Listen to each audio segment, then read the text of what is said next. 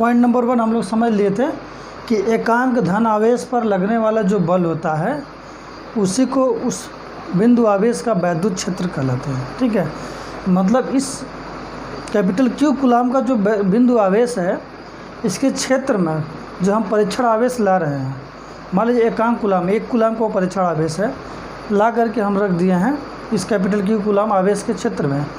तो यह जो क्यू कूलाम का आवेश है जितना फोर्स फील करेगा इस कैपिटल क्यू के कारण, वही इस कैपिटल क्यू का वैद्युत क्षेत्र कहलाएगा उस पॉइंट पर। ये इतना समझ लीजिए कि डिस्टेंस के हिसाब से इसका वैद्युत क्षेत्र का वैल्यू भी चेंज होता रहता है। ठीक है, इस कैपिटल क्यू कूलाम आवेश का जो वैद्युत क्षेत्र होगा वह उसके डिस्टेंस पर डिपेंड करता है, लेकिन वो जो परीक्षण आवेश लिए हैं उस पर डिपेंड नहीं करता है। पॉइंट नंबर 2 यही है कि परीक्षण आवेश पर निर्भर नहीं करता है। मतलब किसी बिंदु आवेश का जो चार्ज होता है, सोर्स चार्ज जो होता है, मतलब सोर्स चार्ज मतलब जिस चार्ज के क्रॉस चारों तरफ हमको वैद्युत क्षेत्र को कैलकुलेट करना है उसी को हम लोग सोर्स चार्ज बोलते हैं। अगर स्मॉल क्यू के चारों तरफ का क्षेत्र हमको कैलकुलेट करना रहा तो ये सोर्स चार्ज हो जाता। हमको कैपिटल क्यू आवेश का जो चार्ज है इसके चारों तरफ विभिन्न डिस्टेंस पर कितना इलेक्ट्रिक फील्ड है उसको कैलकुलेट करना है, इसलिए हम इसको सोर्स चार्ज या स्रोत आवेश बोल रहे हैं। ठीक है, तो इस कैपिटल क्यू के चारों तरफ कितना वैद्युत क्षेत्र है इसका न्यूमेरिकल वैल्यू क्या होगा वह उस परीक्षण आवेश के मान पर डिपेंड नहीं करता है। अगर मान लीजिए यहाँ Q बराबर अगर हम 10 कूलाम लिए थे, ठीक है, तो अगर इसका विद्युत क्षेत्र का मान E1 था, तो अगर अब Q बराबर अगर 50 कूलाम भी रख लेते हैं तो भी इसका वैल्यू E1 ही रहेगा। अगर Q का वैल्यू 1000 कूलाम ले लेते हैं तो भी इस पॉइंट पर मतलब R डिस्टेंस पर इसकी वैल्यू E1 ही रहेगा।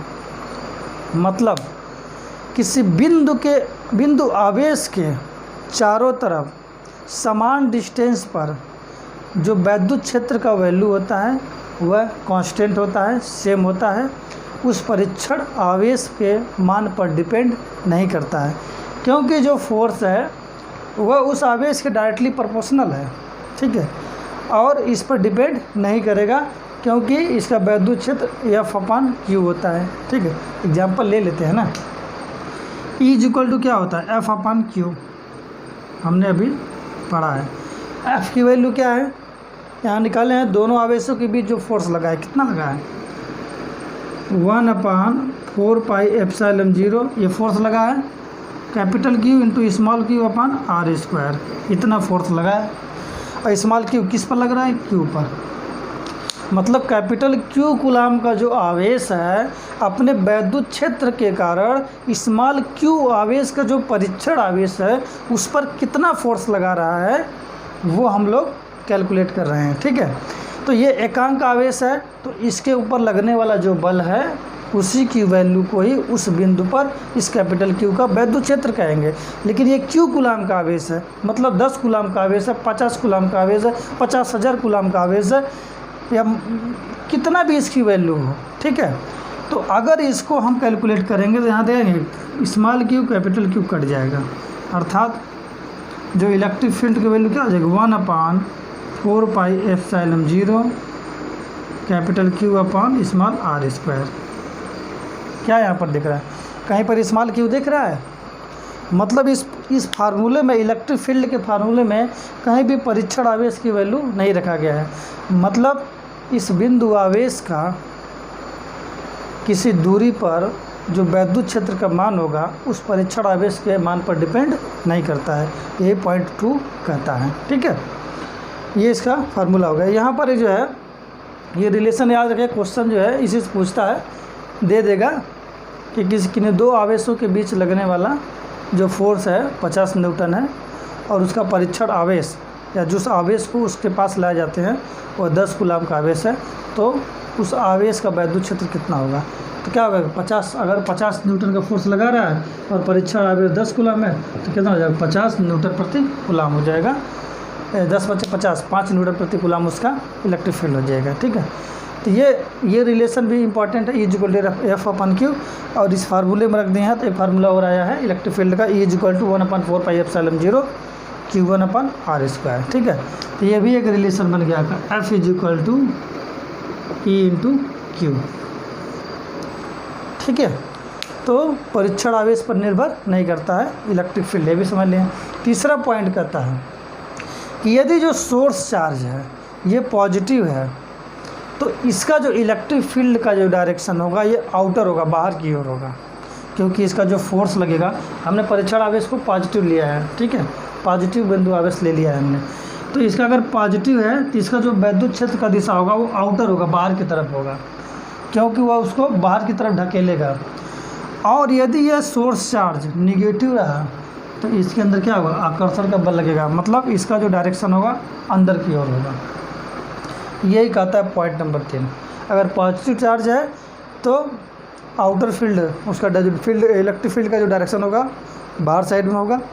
अगर सोर्स चार्ज नेगेटिव है तो अंदर की तरफ इलेक्ट्रिक फील्ड का डायरेक्शन होगा। पॉइंट नंबर कहता है 4, ओनली डिपेंड्स ऑन डिस्टेंस, मतलब किसी बिंदु आवेश के चारों तरफ अगर इलेक्ट्रिक फील्ड कैलकुलेट करना है तो वह सिर्फ उस परीक्षण आवेश के कितना डिस्टेंस पर रखा गया है उसी पर डिपेंड करेगा, सिर्फ दूरी पर डिपेंड करता है। फार्मूला में भी देख लीजिए, 1/4 पाई एप्सिलॉन 0, एप्सिलॉन 0 कांस्टेंट का वैल्यू है, पाई का वैल्यू कांस्टेंट है, कैपिटल क्यू, क्योंकि कैपिटल क्यू के चारों तरफ ही तो हमको निकालना है इलेक्ट्रिक फील्ड, ये भी कांस्टेंट है, बचा क्या आर, अर्थात जो इलेक्ट्रिक फील्ड है वो उसके डिस्टेंस पर डिपेंड करता है, स्क्वायर के इन्वर्सली प्रोपोर्शनल हो गया। ठीक है, ये पॉइंट नंबर 4 कहता है। मतलब ये हुआ कि अगर मान लीजिए क्यू कूलम का आवेश है,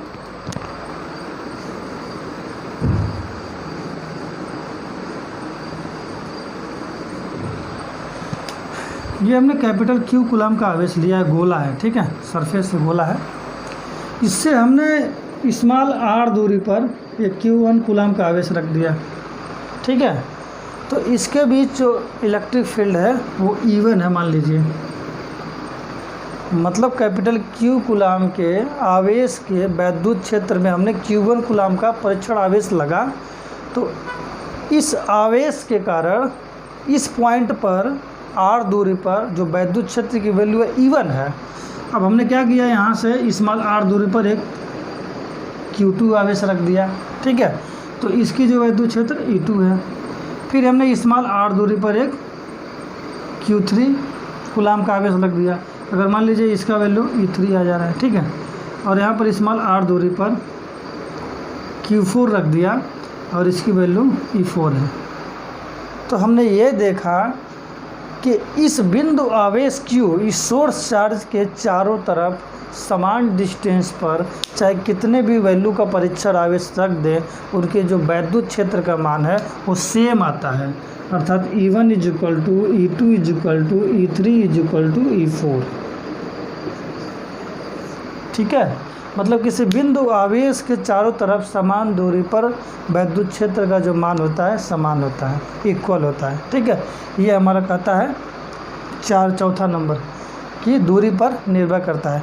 अब मान लीजिए इसका दूरी कम कर दिया जाए, ये R1 था, यहाँ R दूरी पे था, यहाँ R1 लेते जाए, यहाँ पर आ गया, तो इसके बीच के जो लगने वाला बल होगा वह बढ़ जाएगा, और जब बल बढ़ जाएगा तो क्या हो जाएगा, इसका इलेक्ट्रिक फील्ड भी बढ़ता जाएगा। अर्थात इस आवेश के जैसे जैसे अब नज़दीक आते जाएंगे इसका इलेक्ट्रिक फील्ड और भी स्ट्रांग होता जाएगा। ठीक है, तो कहने का मतलब यह है कि किसी बिंदु आवेश का जो वैद्युत क्षेत्र होता है उसके दूरी पर निर्भर करता है। अगर उसके बिंदु आवेश के चारों तरफ समान दूरी पर अगर वैद्युत क्षेत्र का मान कैलकुलेट किया जाए तो सबका वैल्यू सेम होता है। उसी प्रकार यदि मान लीजिए कोई आवेश का गोला है, कोई आवेश का गोला है, ठीक है, स्मॉल r त्रिज्या का, तो इसके केंद्र से स्मॉल r दूरी पर जो वैद्युत क्षेत्र होगा वो क्या होगा, समान होगा, E। मतलब स्मॉल r त्रिज्या का कोई गोला है मेटल का जो आवेशित है, चार्ज है, ठीक है, सोर्स चार्ज है, तो इसके सरफेस पर जो वैद्युत क्षेत्र का मान होगा सभी पॉइंट पर सेम होगा। मतलब यहाँ पर भी E होगा, यहाँ पर भी ई होगा, यहाँ पर भी ई होगा। मतलब इस गोले के केंद्र से इस गोले के सरफेस पर वैद्युत क्षेत्र का मान बराबर होगा, इक्वल होगा, सेम होगा। ये वैद्युत क्षेत्र हम लोग समझ लिया। मतलब इलेक्ट्रिक फील्ड के कारण ही दूसरा जो चार्ज होता है वह फोर्स का फील करता है। अट्रैक्शन या रिपल्सन का जो फोर्स लगता है वो इलेक्ट्रिक फील्ड के कारण होता है। ये प्रत्येक चार्ज की प्रॉपर्टी है, फिजिकल प्रॉपर्टी है, नेचुरल है कि उस चार्ज को अगर कहीं रख दिया जाए तो अपने चारों तरफ एक इलेक्ट्रिक फील्ड बना देता है, जो किसी चार्ज को उसके संपर्क में या पास में लाते हैं तो उसको फोर्स को फील कराता है, फोर्स प्रदान करता है। ठीक है, ये इलेक्ट्रिक फील्ड के बारे में हम लोग समझ लिया। इसका दो फार्मूला होता है, कैपिटल E = F/Q। मतलब दोनों आवेशों के बीच लगने वाला जो बल है और जो परीक्षण आवेश है उन दोनों का अनुपात को ही हम लोग इलेक्ट्रिक फील्ड बोलेंगे। या उसका फार्मूला E = 1/4πε0 × Q/r²। ठीक है, ये 4 पॉइंट है कि एकांक आवेश पर लगने वाला जो बल होता है वो वैद्युत क्षेत्र कहलाता है। ठीक है, और जो किसी आवेश का जो चारों तरफ का वैद्युत क्षेत्र होता है वो परीक्षण आवेश के मान पर डिपेंड नहीं करता। नंबर 3, अगर सोर्स आवेश पॉजिटिव है तो उसका जो इलेक्ट्रिक फील्ड का डायरेक्शन आउटर होगा, बाहर साइड में होगा। अगर परीक्षण आवेश नेगेटिव है तो उसका डायरेक्शन अंदर की तरफ होगा। और चौथा कि उस बिंदु आवेश के चारों तरफ जो इलेक्ट्रिक फील्ड है वो उसके डिस्टेंस पर डिपेंड करेगा। अगर वह डिस्टेंस बहुत नज़दीक है तो उस पर इलेक्ट्रिक फील्ड अधिक प्रभावशाली होगा और दूर है तो कम होगा। जैसे चुंबक होता है ना, चुंबक को नॉर्थ और साउथ पोल को जब हम दूर लाते हैं तो कम फोर्स का अनुभव करता है, लेकिन जैसे से नीचे लाते हैं वो अधिक फोर्स से खींचता है। और ज़्यादा नज़दीक लेंगे तो इतना पावर हो जाता है कि अपना पास खींच लेता है। उसी प्रकार जैसे जैसे नज़दीक जाएंगे इसका इलेक्ट्रिक फील्ड इंटेंसिटी बढ़ती जाएगी। ठीक है, इलेक्ट्रिक फील्ड पावर बढ़ता जाएगा और सबसे ज़्यादा पावर इसके सरफेस पे होगा, सबसे ज़्यादा इलेक्ट्रिक फील्ड इसके सरफेस होगा। तो हम लोग वैद्युत क्षेत्र के बारे में पढ़ लिया। अब नेक्स्ट वीडियो में कुछ हम लोग न्यूमेरिकल लेंगे कूलाम के नियम पे आधारित। ठीक है, अब मिलते हैं नेक्स्ट वीडियो में, तब तक के लिए बाय बाय।